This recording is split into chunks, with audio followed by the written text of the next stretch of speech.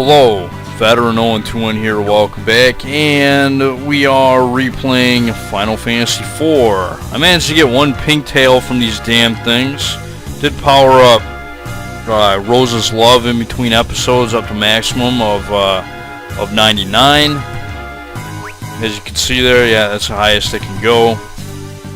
So that'll raise his attack power with this ability, which essentially replaces the attack command. So yeah, I'm going to show off fighting the pink puffs again, or flan princesses, whatever you want to call them. This is pretty much how every battle goes nowadays with the powered up Rose's Love.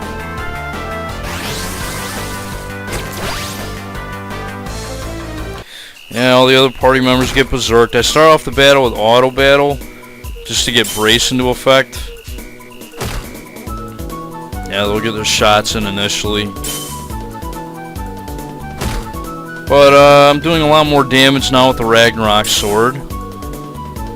So, yeah, it makes this battle go a hell of a lot easier, or a hell of a lot better, a hell of a lot faster. This is still tedious as hell. But after I show this, I'm going to go get an Adamant armor for one of my party members, and then maybe I'll go try and kill some red dragons for a while. Try and get a red tail, because I do want an onion sword. I'd be doing a lot more damage with Cecil right now if I had an onion sword. But my plan is I'm probably going to get 2 Adamant armors this playthrough. 1 onion sword if I can. And, yeah, off-screen in between episodes, I was fighting bombs on the moon area. And I got really lucky and I got the bomb summon while I was trying to power up Cecil's cover command, or Rose's Love with the cover command. So that's pretty cool. I'll be able to show that summon off. I'm going to try to get the other optional summons, like the Goblin summon, the Mind Flayer summon. And I believe the other one is Cockatrice. So yeah, I'll try and show those off. I still haven't shown off the Sylph summon yet. Or Odin, for that matter. So yeah, maybe I should do that in this episode, so I can get it out of the way.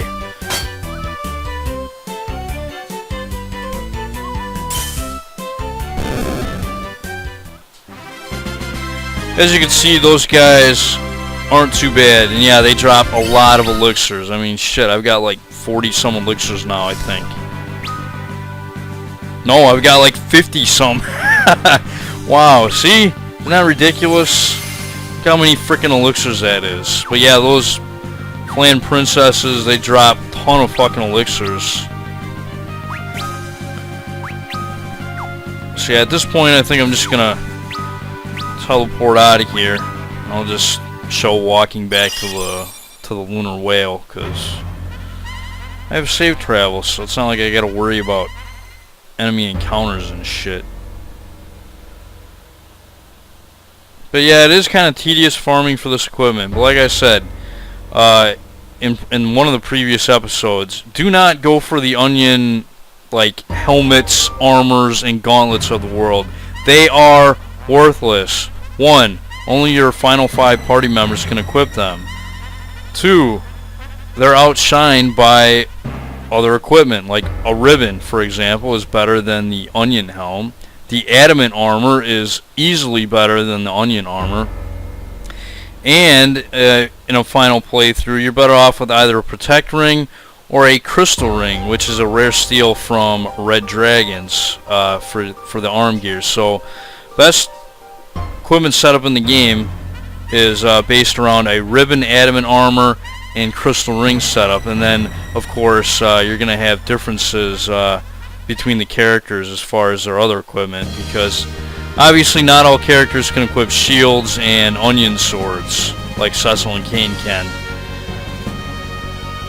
Anyways, let's go back to the blue planets.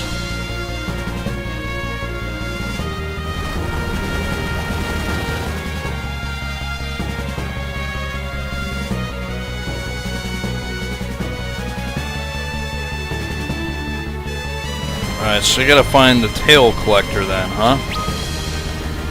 He's hanging around over here.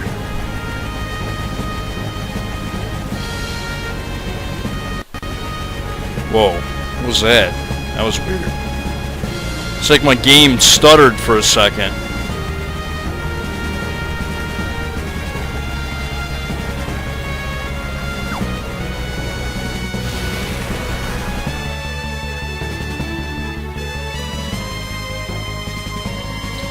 And the great thing about the Adamant armor, any character in the game can equip it.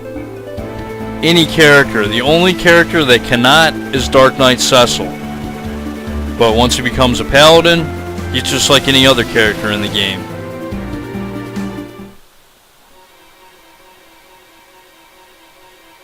So yeah, if you're lucky, you'll get a pink tail from those flan princesses or pink puffs, whatever you want to call them. They're annoying as hell to fight. And it's even more annoying trying to get the stupid drop. But they do drop rainbow pudding, which you can actually sell for 100,000 gil a pop. So yeah, let me go ahead and give this guy a pink tail.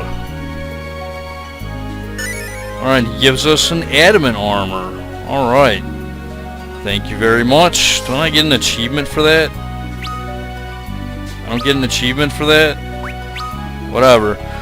But let's look at the Adamant armor. As you can see, that is an upgrade. Plus 15 to all stats, although you can't really notice right now because his speed's already maxed out. But yeah, this is amazing. It resists all elements. It's got amazing magic defense and defense. Magic evasion is amazing. It's just amazing. This armor is amazing. It's the best armor in the game.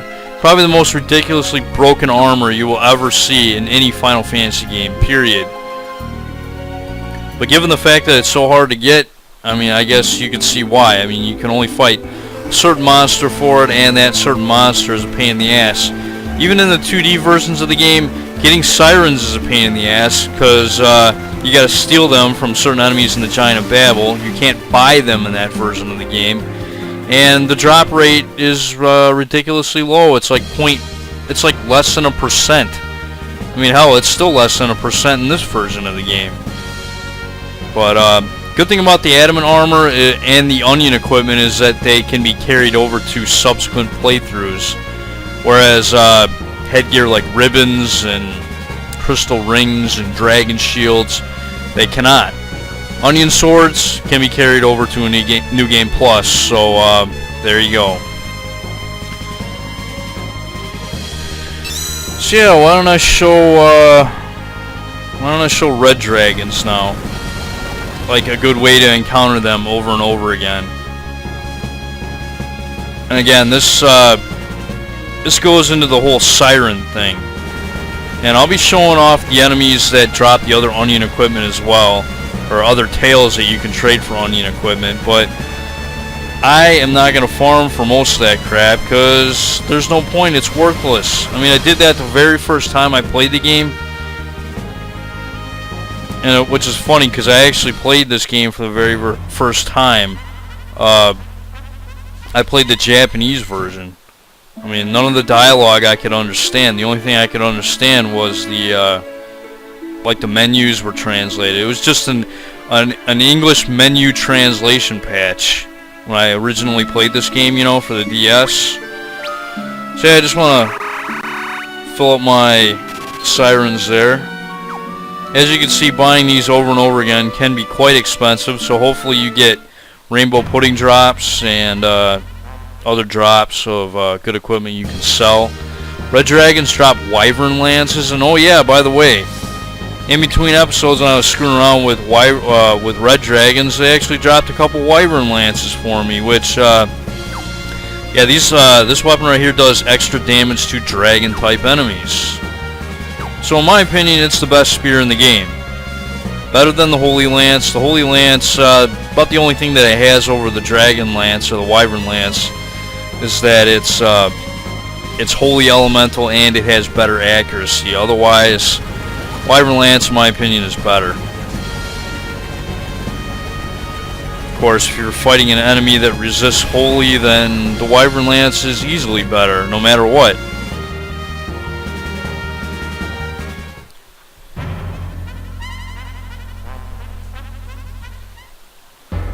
It's gonna suck trying to get 5 adamant armors. I'm gonna try and save my sanity by just, you know, kind of spreading out the farming for them between playthroughs. That way I don't go insane just doing the same battles over and over again, trying to fight the same stupid enemies to get the same ridiculously rare item drops. I mean, trying to get these tails is ridiculous.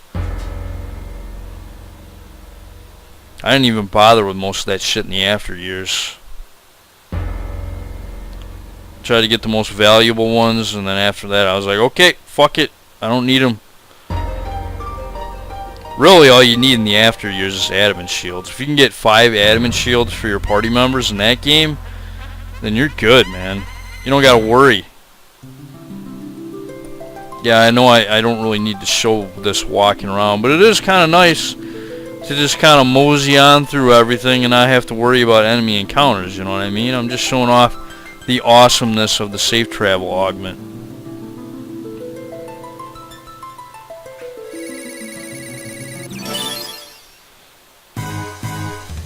You can go to the location that you need and fight whatever you want. And yeah, these different floors, depending on when you use a siren. Let's say if I used a siren right here, I'd get a guaranteed encounter of something. I don't know what it would be, but I know the exact floors that you need to be on to use sirens to get the enemies that you can fight to drop the rest, or to get to drop the best equipment, or the best tails, I should say.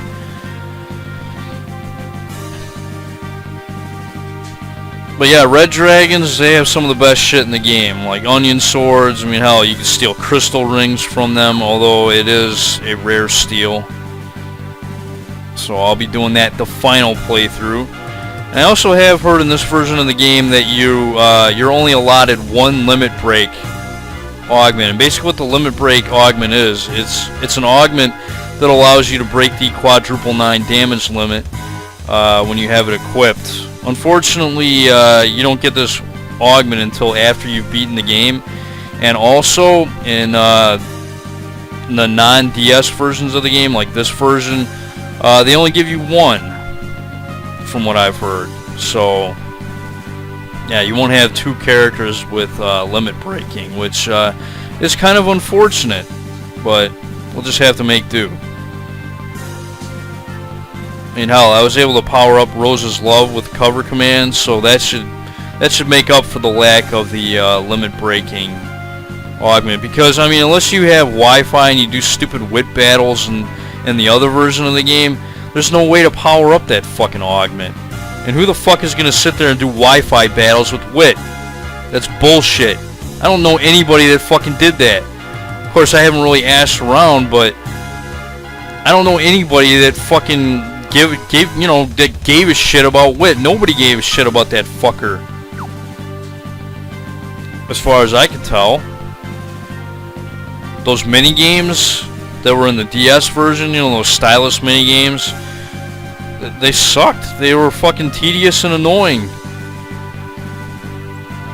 I mean, I guess maybe a couple of them are kind of fun, like Cecil's was fun. Rydia's was annoying because I'm not that fast with math. I mean, I like math. I'm getting better at it now that, you know, I'm in school and doing electronics and shit. But having to do that shit and having to be timed on it fucking sucks.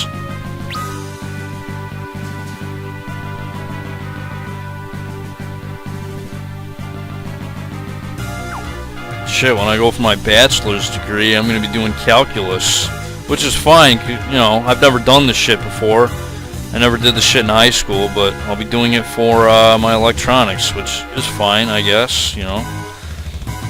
I'm more receptive to learning stuff like that nowadays. When I was younger, I hated school. But now that I'm older, a little bit more mature, I can, like, focus better. I don't know what it is.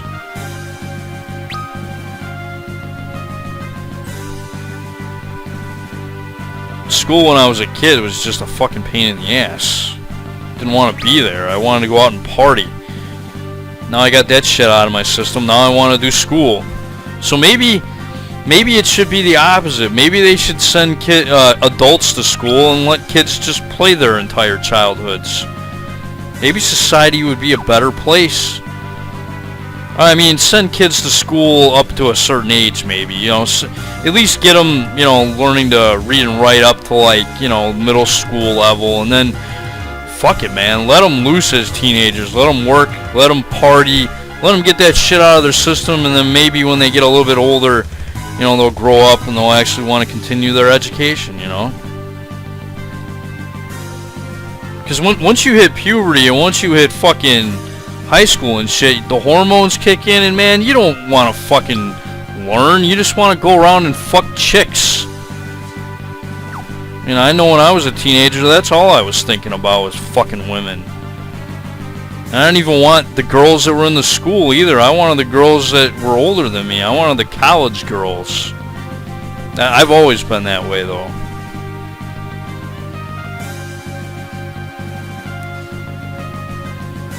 Never gave a shit really about the girls in my graduating class.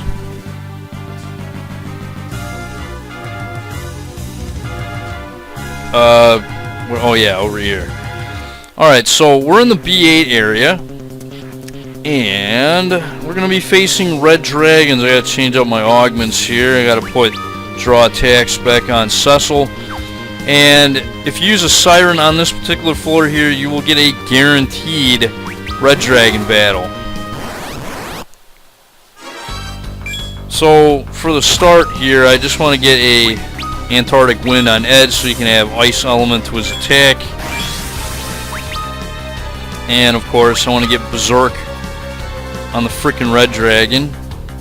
If I do this right here, and I'm going to get Blink on the party to nullify this guy's physical attacks. And yeah, he's going to do thermal rays, which really doesn't do shit to Edge anymore, which is nice, because that was fucking doing a ton of damage to him before I had that Adamant armor.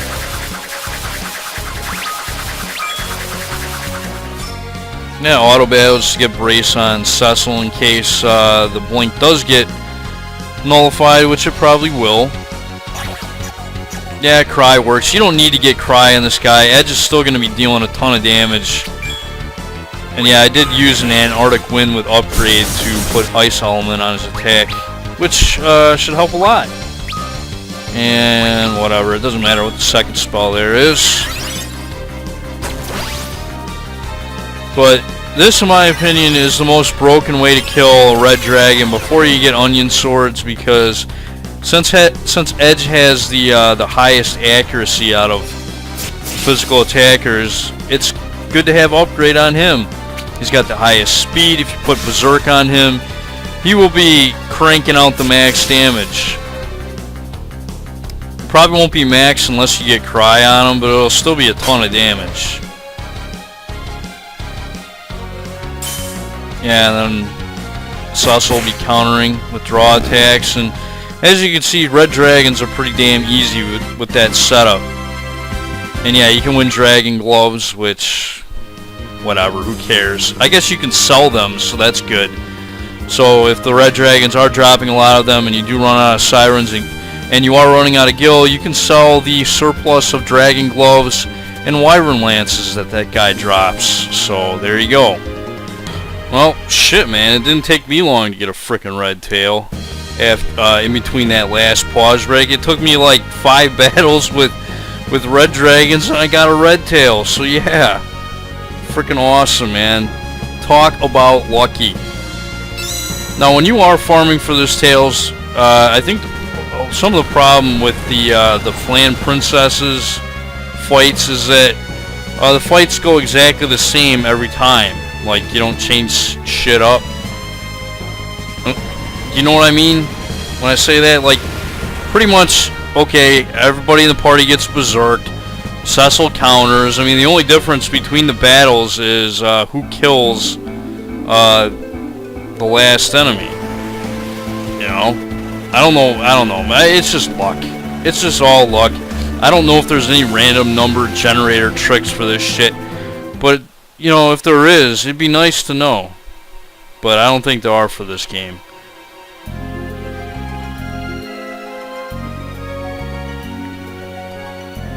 Alright, so let's go ahead and give this guy a red tail. This is the red tail of Legend Incredible. Let me give you this in exchange. Alright, and we get the Onion Sword, which is the best sword in the game. Now, since this is the first Onion thing that I've gotten, let me explain it. This is a sword that grows stronger with the wielder. So basically, it gets stronger as you level up. The accuracy also gets better as you level up. And the good thing about this weapon is, yeah, at level 99, it will be its strongest. And that pretty much goes with all the Onion equipment. Like the Onion helmet, it gets better defense as you level up. And pretty much, yeah, all that shit's like that. The only drawback to the equipment, like the Onion helm, is that it's not very good at a lower level. Whereas, you know, if you have like an Adamant armor, for example, that's good no matter what fucking level you're at. So let's say you have an Onion armor at level 15, it's not going to be as good as Onion armor at level 99. So the Adamant armor's better. Don't bother trying to get the fucking Onion armor, or the Onion helm, or the Onion gauntlets. The Onion shield actually protects against status ailments that even the ribbon and the Adamant armor don't protect against, like slow death and sap, and I think slow are the ones that it protects against that the ribbon and the Adamant armor don't protect against. But other than that, the Onion shield, you really don't even need that either. But I say if you are going to get something that's like, you know, Onion equipment other than the sword, I'd say go for the shields. 2 shields. One for Cecil, one for Kane. Otherwise, that other shit, don't fucking bother. It's not that good. Even at level 99, it's still outshined by a ribbon.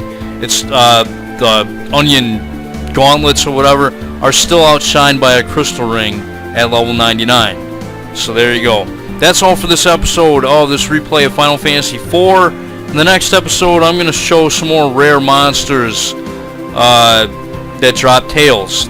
Just in case you do want to get that Onion equipment. I don't know why you would, but just in case, I'm going to show off the bomb summon at least. If I get another summon in between episodes, then I'll show that off as well. But I'll show the summons that I haven't shown yet, basically. So there you go. This is Veteran 021. I'd like to thank you guys for watching, and I'll see you next time.